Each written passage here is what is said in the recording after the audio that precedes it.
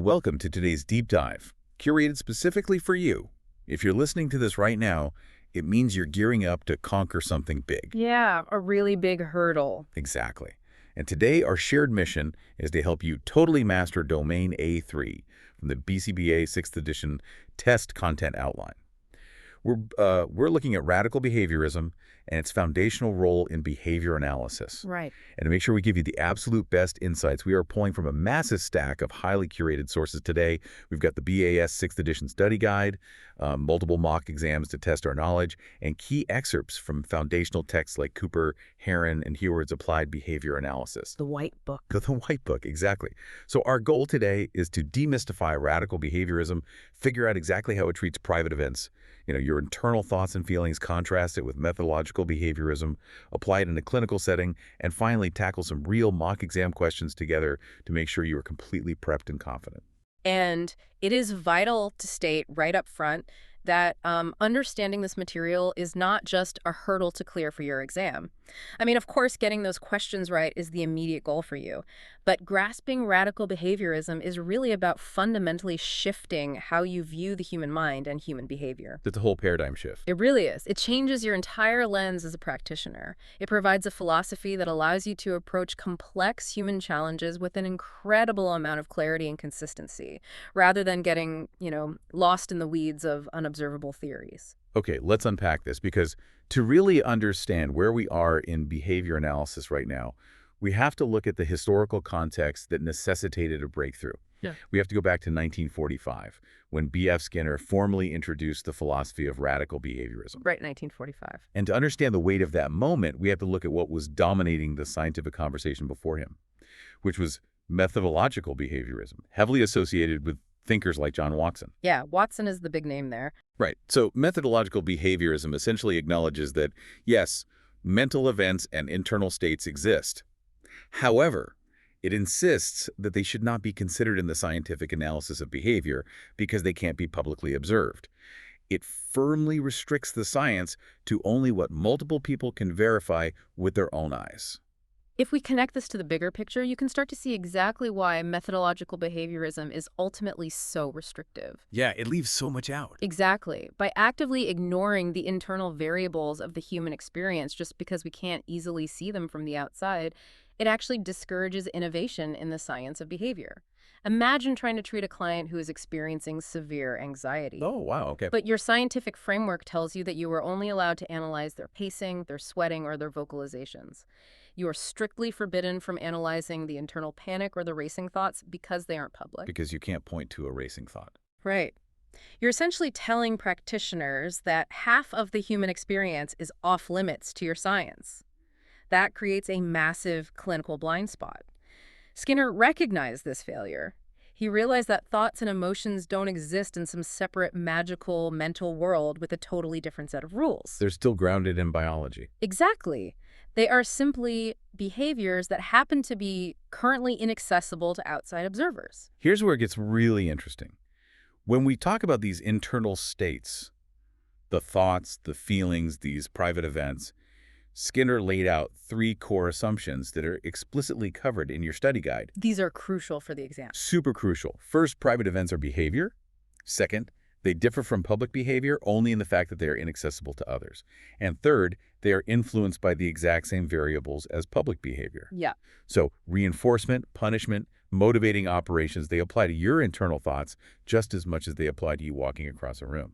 But wait, I have to play devil's advocate for a second here. Correct. If we cannot see these thoughts, if they're completely unobservable to anyone but the person experiencing them, how can we confidently claim they follow the exact same scientific rules as walking or talking? How does a behavior analyst actually justify that without just, taking it on faith? That is the exact critical pushback we should be applying, and it's a question behavior analysts face all the time. The justification comes from the continuity of biological and physical laws.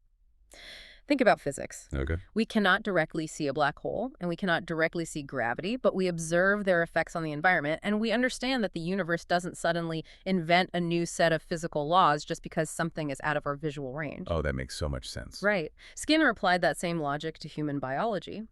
The skin is just a biological boundary. It is not a magical barrier that alters the laws of nature. The central nervous system operates on the same basic principles, whether it is coordinating a hand to wave or coordinating a vocal cord to silently speak a thought in your head. The skin isn't a magical barrier. I love that phrasing. It really isn't, and this raises an important question. How do we conceptualize an action that nobody else can witness? There is a brilliant analogy buried in the explanations of the mock exam sources we reviewed for today. It goes back to the old philosophical riddle. If a tree falls in the forest and no one is around to hear it, does it still make a sound? Right, a classic. And the behavior analytic answer is yes. It absolutely still makes a sound because sound waves are a physical reality regardless of an audience. The physics happen anyway. Precisely. In the exact same way, the neurochemical firing of a neuron in response to an environmental event is still a behavior. It is still happening, even if there is no outside observer standing there with a clipboard to detect it. In the literature, this is known as being under covert stimulus control. Covert stimulus control. Yeah. The tree in the forest analogy clarifies it perfectly. The behavior is happening, it's just covert. Which leads us to why you, as a practitioner, need to care about this in a clinical setting. This is where the rubber meets the road. Exactly. How does this actually change what you do on a Tuesday morning with a client? It comes down to avoiding a massive trap in our field, and that trap is called mentalism. Oh, mentalism. Yeah. Mentalism is the habit of using hypothetical constructs or fictions to explain behavior. Society is completely obsessed with mentalism. We do it all the time in our casual conversations without even thinking about it. But as a BCBA, you have to train yourself out of it. You really do. It is one of the hardest habits to break when you first enter the field. Let me pull some concrete and honestly pretty humorous examples directly from our sources. Say you have a client exhibiting a challenging behavior. A mentalistic explanation might be a practitioner saying the behavior is happening because the client's chakras are out of alignment. I've actually heard things close to that in real life. I bet you have. Oh. Or, much more commonly, someone might just sigh and say, well, he tantrums because he's depressed, or he's acting out because of his ADHD. Right, using a diagnosis as a cause. Yeah. Exactly. But a behavior analyst looks at environmental contingencies. We translate that mentalism into behavior analytic truth. So instead of he tantrums because of his ADHD, the source material suggests translating that to embrace yourself, this is dense short-term contingencies of reinforcement are masking long-term contingencies. Yeah, that is a very heavy, jargon-filled sentence. It really is. Yeah. Let's pause there. Let's translate the translation. What does short-term contingencies masking long-term contingencies actually look like in a real clinic? I am so glad you flagged that because dropping that kind of terminology without context is where a lot of test prep falls short. Let's use that specific ADHD example. Imagine a student who throws their materials on the floor whenever they are handed a complex math worksheet. Okay, pretty common scenario. Very common. The teacher says he does that because he has ADHD. That's mentalism. It gives us nowhere to go clinically. Right, you can't fix ADHD with a token board. Exactly. So when we say short-term contingencies are masking long-term contingencies, we mean that the immediate short-term payoff for the behavior in this case, escaping the difficult math worksheet by getting sent to the hallway, is so powerfully reinforcing right now that it is completely overshadowing the long-term benefit of actually learning the math or developing emotional regulation skills. The immediate relief wins out. Always. The immediate escape is the short-term contingency. The future academic success is the long-term contingency. The short-term escape is masking or overriding the long-term goal. Ah, I see. So by throwing out the mentalism of his ADHD and instead looking at the actual contingencies, you suddenly have a roadmap for treatment. You can address the escape behavior. What's fascinating here is how this ties directly into one of the 7 core dimensions of applied behavior analysis, being conceptually systematic. Ooh, bringing it back to the dimensions. I like it. It's all connected. To be conceptually systematic, you are strictly required to resist those mentalistic explanations. You have to explain behavior in terms of our basic principles, discriminative stimuli, motivating operations, reinforcement, and punishment. Because practically speaking, you cannot manipulate a hypothetical construct. Right. I cannot directly adjust a client's depression, but I can manipulate antecedents. I can manipulate consequences. I can change the difficulty of the math worksheet. Viewing behaviors, even the internal private ones, through the lens of radical behaviorism allows you to actually do something about them. It empowers you to create real, measurable change. That's incredibly empowering. And I'll be honest, even experienced BCBAs fall into this trap. I remember early in my career, I caught myself writing in a session note, "The client hit the desk because he was frustrated."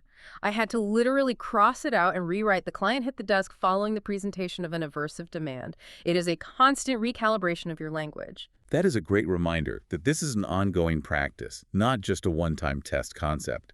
Because identifying mentalism is so crucial in the clinic, it's also heavily tested on the BCBA exam. Oh, you absolutely see this on the test. Right.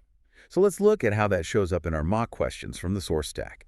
We really want to dig into these, not just for the right answers, but to understand the traps the test makers are setting for you. Let's do it. Let's start with mock question 1. The prompt asks, according to Cooper, Heron, and Heward, which statement would not be associated with Skinner's views?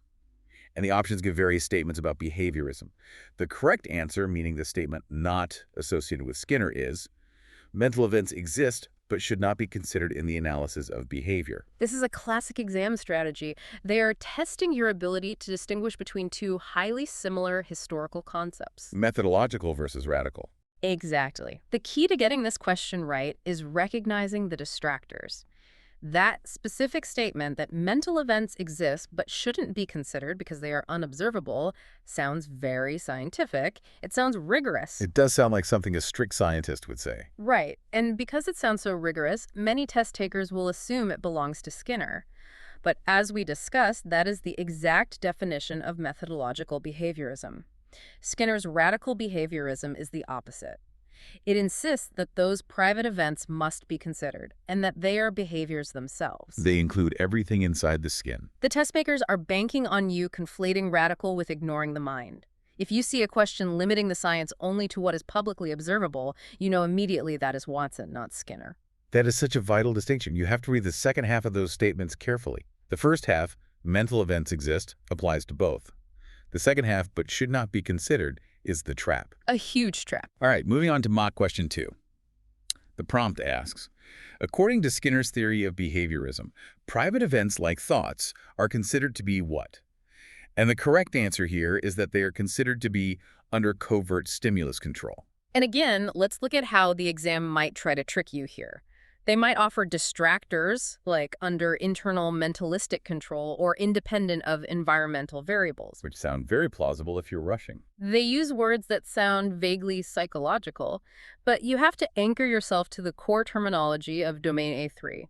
Covert stimulus control simply means that outside observers cannot detect the behavior, but it is still happening, and critically, it is still under the control of environmental variables. It's the tree falling in the forest. Just because you can't observe the thought doesn't mean it isn't governed by a stimulus. The word covert is your anchor here. That's a great tip. And building directly on that, let's look at mock question 3. This one is a fantastic example of spotting mentalism in a real-world clinical scenario. The prompt gives us this situation. Rick notices his friends give him sympathy and stop by more often when he complains of ailments.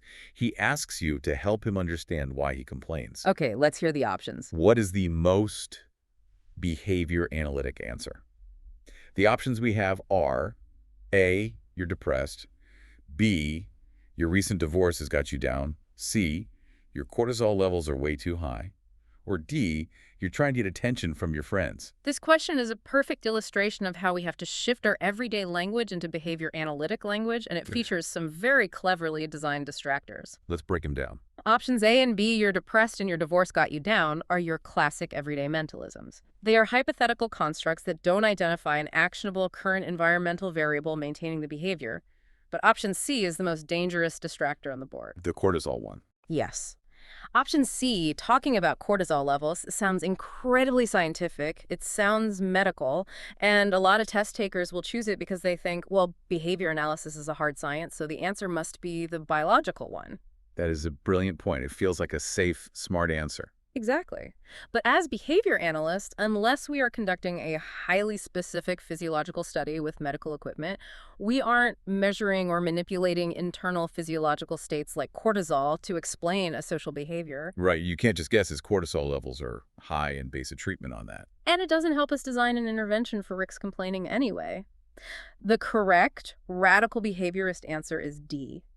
You're trying to get attention from your friends. Because it directly identifies the function of the behavior. Precisely. It identifies that the behavior of complaining is being maintained by the consequence of social attention, which is acting as positive reinforcement.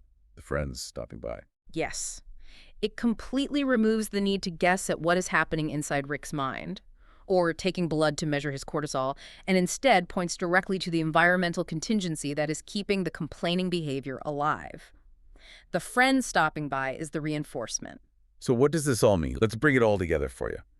By now, you should have a highly conceptual and practical grip on domain A3. You know that radical behaviorism, unlike the restrictive methodological behaviorism that came before it, is incredibly thorough. It includes absolutely everything inside the skin. Everything. You know that private events, your internal thoughts and feelings, are just behaviors operating under covert stimulus control.